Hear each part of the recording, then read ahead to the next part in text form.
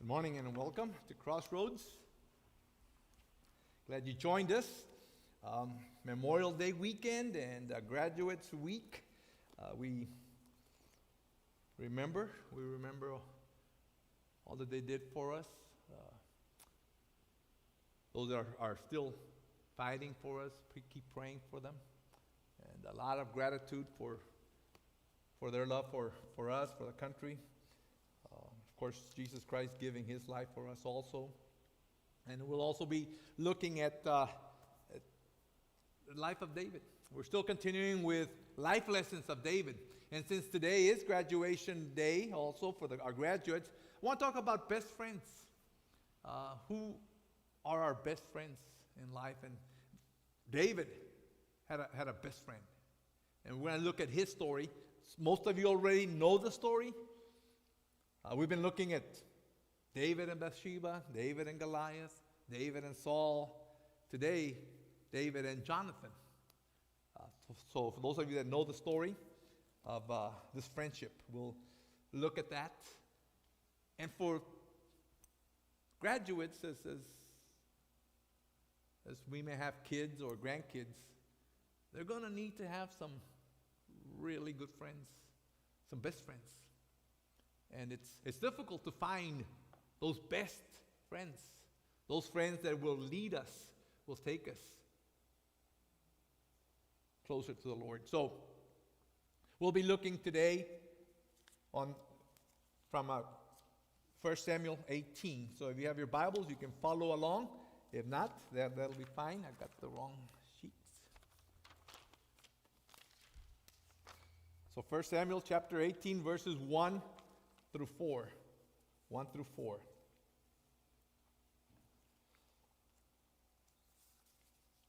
Okay, so I don't know if you remember who your best friends were in high school, who you hung out with, and if they're still your friends today. Lot has changed since back then, right? When we talked about Mother's Day a couple of weeks ago, we again looked at the life of David, and we could say, well, what did it have to do with Mother's Day? And I always wondered, who was David's mother? I mean, it doesn't tell us. We don't know much about David's mom, but he must have had a great mom. And not only a great mom, but had to have a great grandma, right? Doesn't tell us who they are. But as we look at this today, we're going to make our own way. Remember when our parents, when they wished us God's blessing as we went off to college, or maybe we stayed home. But we knew that we were on our own. And so we must have those friends that will be there with us. Doesn't matter what we become in life, whether a CEO of a company, whether a coach of a team, whether a general, a president, whatever we become, we must have friends. Friends are necessary in this life. And as we look at the life of David, a man after God's own heart, this life lessons that he learned that we must also learn if we're going to be successful. Again, we talked about how after Jesus, so much is spoken about his life. So God wants us to know, to study the life, his life, the life of David. And we can learn so much. And today, we're looking at his best friend, Jonathan. So 1 Samuel 18. The background, Jonathan was more than just a friend to David. He was David's best friend. The best friend. This friendship was so valuable. But because of this friendship, David would become king. If it hadn't been for Jonathan, David would never have become king. If it hadn't been for Jonathan, David would not have lived to be the king of Israel. He wouldn't have lived long enough. David owed both his life and his throne to his best friend, Jonathan. Again, without Jonathan, no throne, he'd be dead. But because of Jonathan. And so we all need friends to help us along the way. It's a long way, right? There's no such thing as a self-made man or self-made woman. If we ever get somewhere, if we ever make it somewhere in life, it's because of somebody. Somebody helped us along the way, whether our parents, whether our siblings, whether friends, someone. We all need someone to help us along the way to be what God wants us to be. And so, in this story, David has Jonathan. Do you have someone, or do you remember someone that was always there for us? And that person, that friend, they don't do it because of what we can do for them, but what they can do for us. And so, let's take a look at this story. And this kind of friend, they care more about our lives than they really care about their own lives. Ever had a friend like that? Most of the time, we know who our friends are. Friends come and go, right? But many times, those are the friends, sometimes they want to use us, or they want to manipulate us, or they want to exploit us, what they can get out of us, and not so much about what we can do for them. And so there's that group of people out there. But then there are other friends, there are other people who aren't that way, who really want to be our friends. But then you get down to the really few, those that are best friends. Two things that are true about every human being. We all need to have the right kind of friends. We all need the right kind of friends. And then we need to be the right kind of friend to people. Because as we go through life, we're all going to find out the hard way, or the easy way, that we have a lot of acquaintances. You and I we'll make a lot of acquaintances in life, but you're not going to have as many friends as Facebook tells us, right? We'll wonder who our friends really are. The fact is, not everybody that says that they are our friends is really our friend. So, as we look today at David and Jonathan, we're going to be looking and studying at the greatest friendship in their history. The question, how do we have best friends? Who are your best friends at this time? And also, how we can be best friends. Archie. Thank you, Archie. So, how do we have best friends, and how do we be best friends for others? And this is crucial, especially in life. It's crucial. Three choices, or three things the three greatest decisions in life. The first one, which God am I going to serve? That's the first and major question to answer in this life. Which God am I going to serve? Second question, or that's very important to make it in this life, what person am I going to marry? And the third question, who is going to be my best friends? Who am I going to hang out with? Who are going to be my best friends? And so, if we're going to have best friends, what do we need to do so that we can become best friends also to those people? So the question this morning is, who is your best friend? Who are your best friends? Who are your children's? Who are your children's best friends? So we'll compare that, not only our children, but our grandchildren's best friends. Who are they hanging out with, right? So let's compare, see how we measure up. First of all, best friends give selfless love. Selfless love. Let's look at 18:1. 1 Samuel 18:1. If you have your Bibles, if not, they're up on the board. After David had finished talking with Saul, Jonathan became one in spirit with David. Notice what it says there. One in spirit. Or their souls were knit together with David. And look how he loved him. And he loved him as himself. He loved him as himself. This is a selfless love. After David had finished, Saul, the king, his son Jonathan, says that he loved him as himself. They weren't just friends. They were soul brothers. Jonathan had the highest love for David. Some people have tried to make it bad, this kind of love. But this is brotherly love. This is philo love, the brotherly love, Philadelphia, right? Not agape love, the love for God. But this is, and not the love that man and a wife, but this is phileo type of love. Brotherly love. And so, he loves him, he loves David as much as he loves himself. Jonathan loved David more than Jonathan loved himself. Remember what the second greatest commandment is? Well, what's the first greatest commandment? The first great commandment. Thou shalt love God with all your heart, soul, mind, and strength. Thou shalt love your God. And the second commandment, second greatest commandment, is you should love others as you love. We should love others as we love ourselves, right?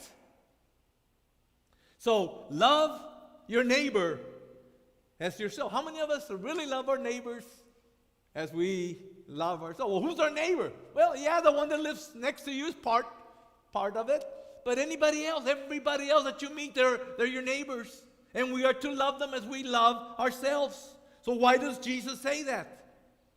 Because what's our tendency? To love ourselves more than anybody else. And that's just human nature. We just love ourselves more than anybody else. But yet Jonathan loved David more than he loved himself. How do we know that? Because remember Jonathan? He's the son of King Saul. Saul has become the king. If you remember the story, the people complained. The Israelites were complaining because they didn't have a king. They were the only country in their area that didn't have a king, and they wanted a king. So God gave them a king. Not that he wanted, because God was doing a great job of being their king, but they wanted to be like everybody else, so God gave them a king, and this was Saul. And so Saul has a son, his firstborn. His name is Jonathan. And so Jonathan, in reality, is next in line. He's the king in waiting. He's the prince that will eventually take the throne. He's the heir apparent. The royal position belonged to Saul's son, Jonathan. That position, again, belongs to him. The praise of the people belonged to Jonathan. Kingly power, that belongs to Jonathan by birthright. Everything belongs to Jonathan. What happened? God promised David. You remember, God told the prophet to go bring the family of Jesse, and he paraded them in front of everybody, and he said, I'm going to pick a king. It's not going to be through the line of Saul anymore. I'm going to look for someone to be king after Saul. And they parade the brothers, 6 brothers, and none of them fit. Is there anybody else? And he said, yes, I have the youngest one. He's a shepherd. Bring him over. And he says, David will be the king. So Jonathan understands. He's not going to be the king. Now, he could get upset. He could throw a fit. But he doesn't. He doesn't. Saul, the father, is not happy. I mean, what father would not want his son to be the next king? Why should somebody else be the king, right? Humanly speaking. But God chose David. God made this decision. And so it was a big deal.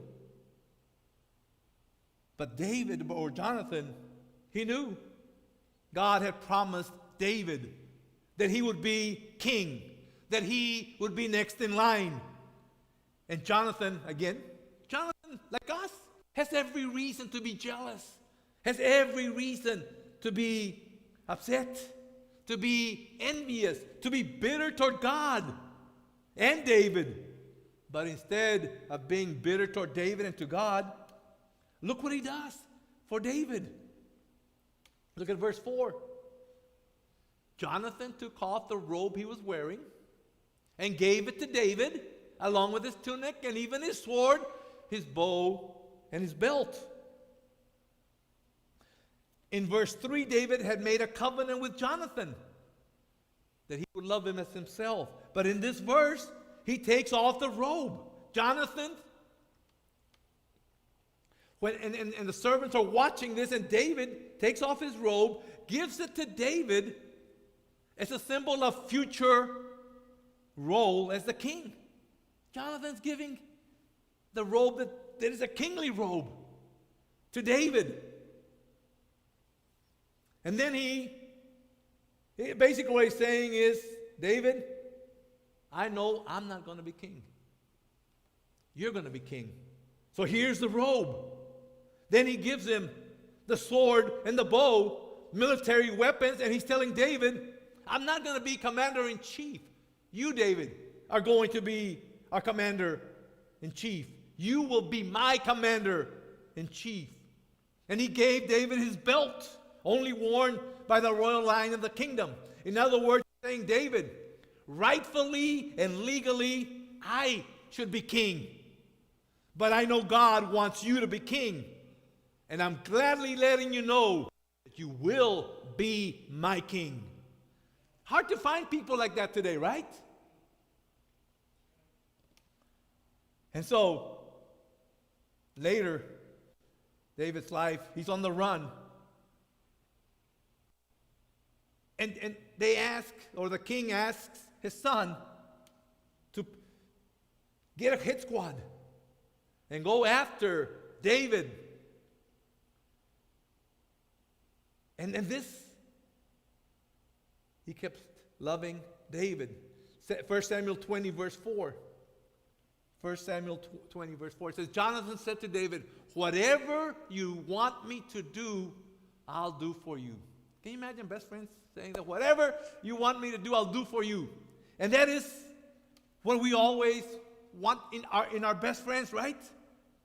When we think of our mother's love and our parents' love and our grandparents' love, they would do anything for us, right? As parents, as grandparents, we would do anything for our children and grandchildren.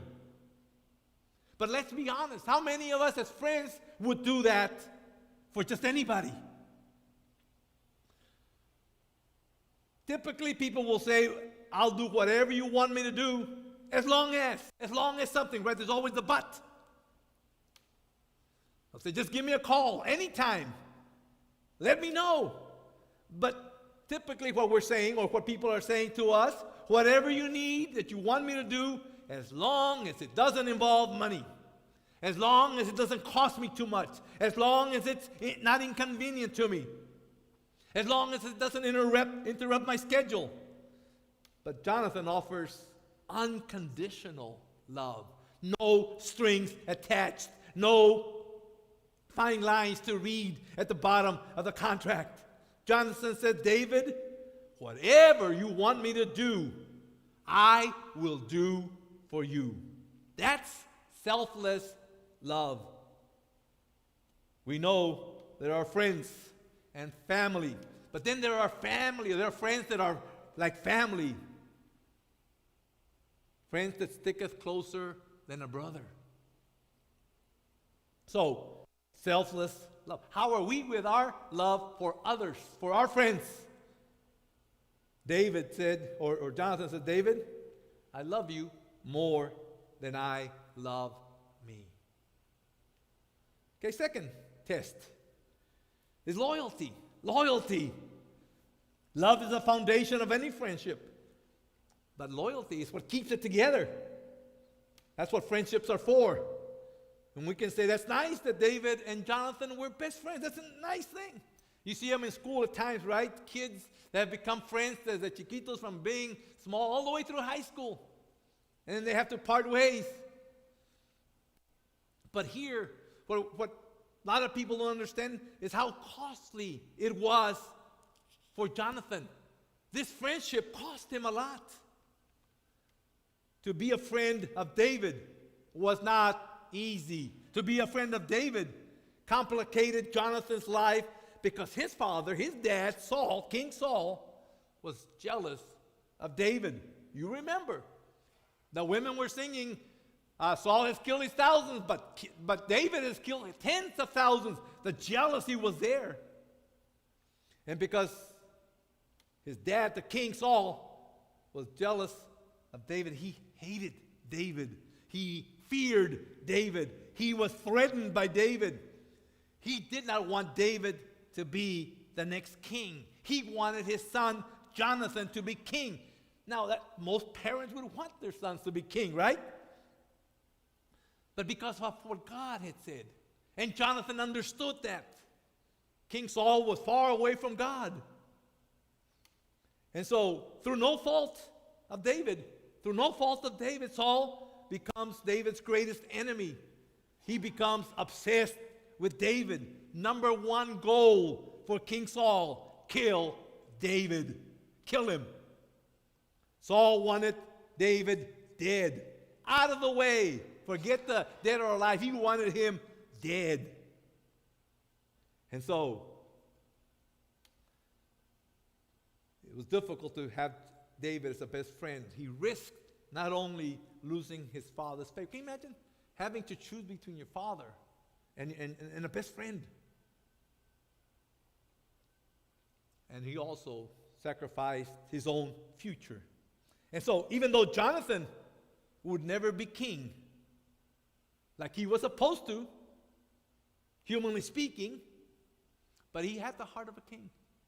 He knew he wasn't going to be king, but he had the heart of a king. He was loyal. Saul, obsessed with killing David. Now, he makes it public. He tells the soldiers, he tells everybody, I want David dead. I want him gone. I want him out of the picture. Letting everybody know. Attendants, soldiers, all the people of Israel, I want David dead. And finally, he calls Jonathan in and says, Jonathan, take the best soldiers, the Green Berets, the Navies, whoever, the elite hit squad. And Jonathan, I want you to lead the charge. I want you, my son, to find David. Kill him. Take him out. Look at 1 Samuel 19:1. Saul told his son Jonathan and all the attendants to kill David. But Jonathan had taken a great liking to David. What does Jonathan do? He's taken a great liking to Jonathan.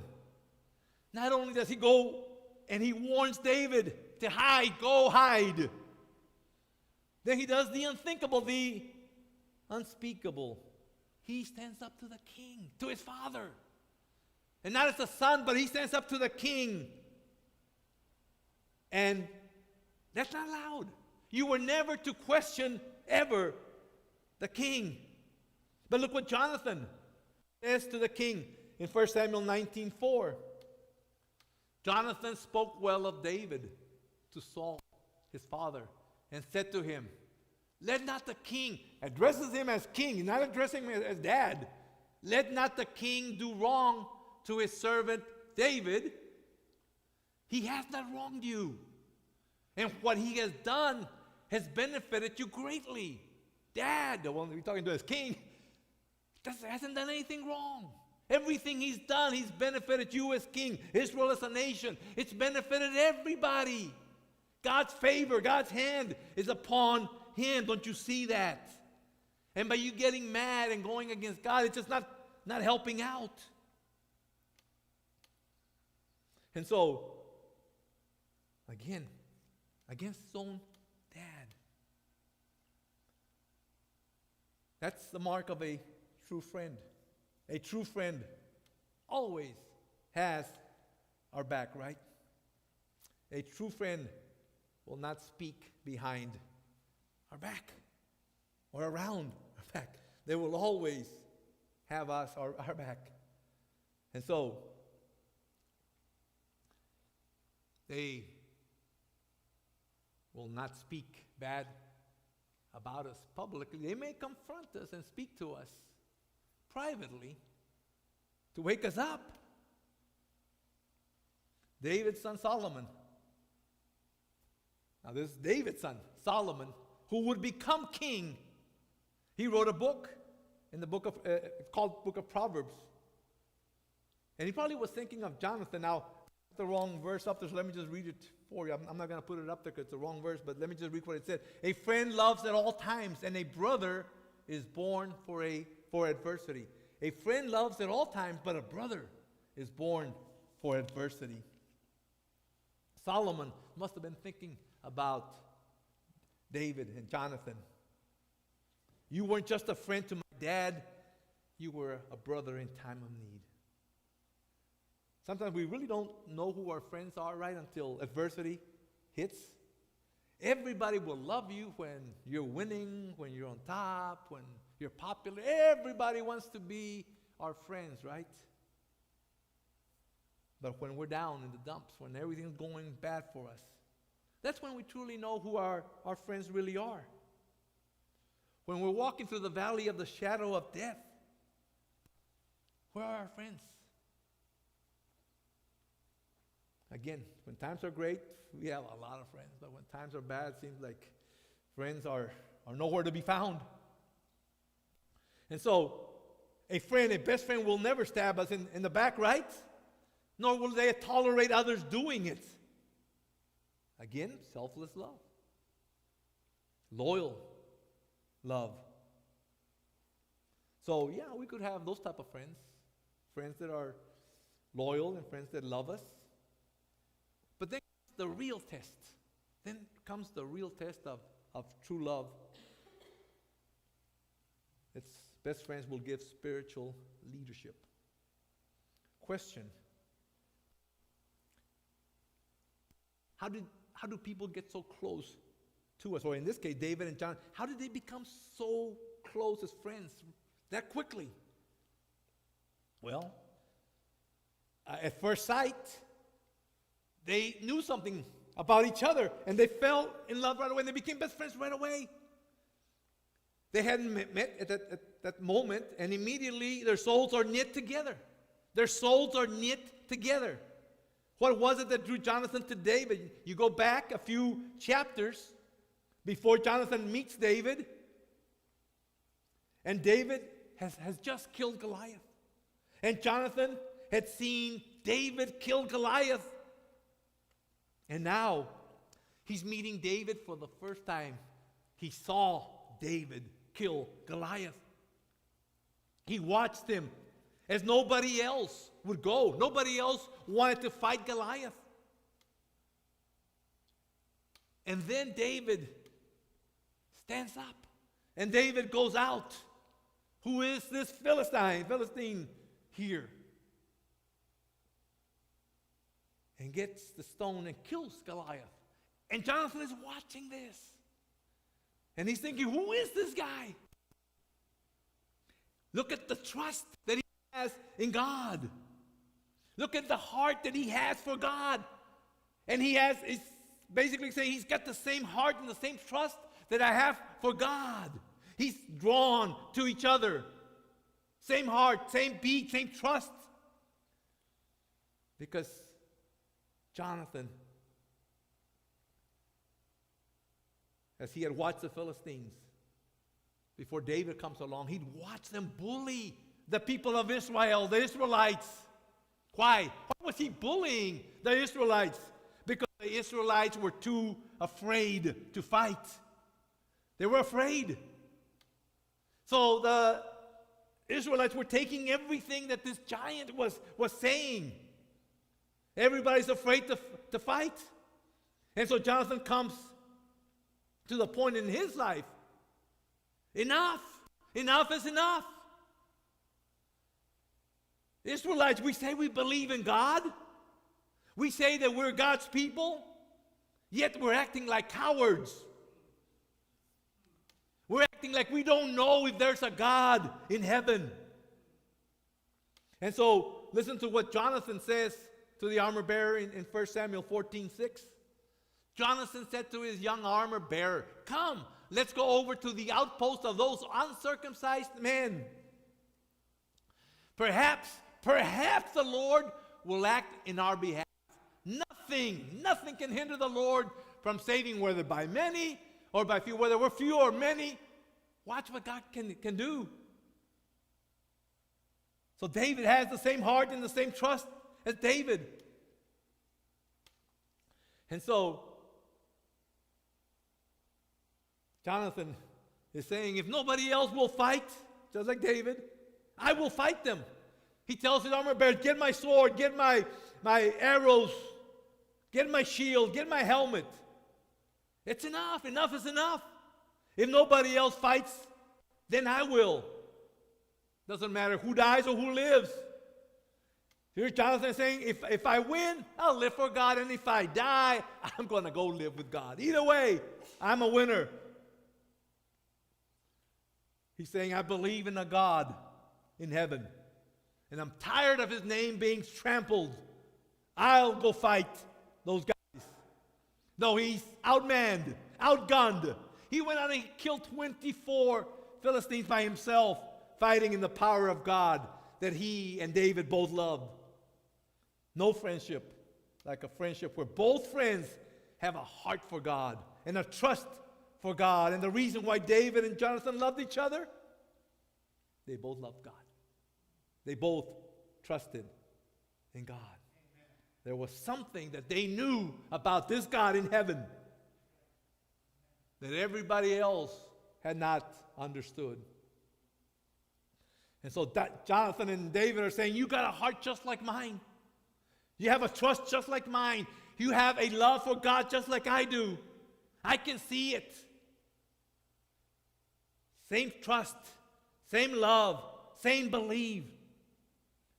And David was a godlier man because he had Jonathan in his life. And Jonathan was a greater man also because of the friendships, and vice versa. And in the last meeting that they had, Saul is hunting David like a wild animal. David, scared.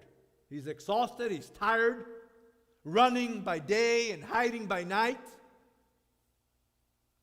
And remember, Jonathan is going to David when nobody else has anything to do with David. Nobody wants nothing to do with David, just Jonathan. He knows he's in trouble. He gets discovered with David. He knows that he would be killed by his father's soldiers. So he goes to David. And notice what he does for David in 1 Samuel 23, verse 14. David stayed in the wilderness strongholds and in the hills of the desert of Ziph. Day after day, Saul searched for him, but God did not give David into his hands. 15. While David was at Horesh in the desert of Ziph, he learned that Saul had come out to take his life. 16. And Saul's son Jonathan went to David at Horesh and helped him find strength in God. He went knowing the danger to help him find what? Strength in God. David was human. He was down, running for his life all this time. But Jonathan finds him so he can give him strength. David is wanted dead, killed. David is fighting the same emotions that maybe some of us are fighting right now, with bitterness, with anger, with thoughts of revenge. Kill or be killed. Jonathan walks into the cave and sits down with David. Says, David, listen to me. Trust in God. Stay close to God. Don't find your strength in the sword and the shield, but in God. David, God is in control. David, God will see you through. Don't lower yourself. Keep fighting. He'll see you through. Don't let the flesh get the better of you. Don't lower yourself to my Father's level. Can you imagine a son saying that? God wants you to do what is right, always what is right. See, real friends always build us up and not tear us down. Real friends, they don't want to see how low you can go, but how high you can rise. Real friends will draw you closer to God, not further from God. Question: who are our best friends? Who are our wives or our spouses' best friends? Who are our children's best friends? Who are our grandkids' best friends? Now, we are to have friends who are lost. Yes, that's part of our ministry. We are not just hang around with the good guys. We need to hang out with some very spiritual people to always help us out. But we're also to hang out with those that are lost, to be able to bring them up when we're down. And that's what friends are to do. Yes, we need to pray that our children and our grandchildren and our friends and our wives and everybody's spouses would make good choices. That God will bring godly friends into their lives. And that they'll be able to walk away from those friends or so-called friends. When we can explain to our children and grandkids and friends and everybody what a true friend really looks like, what a true friend looks like. And so, to a lot of people say, friends, it's no big deal. They come and go. No, it's a big deal. It is a big deal. If we have friends that keep us from God, they're not your friends.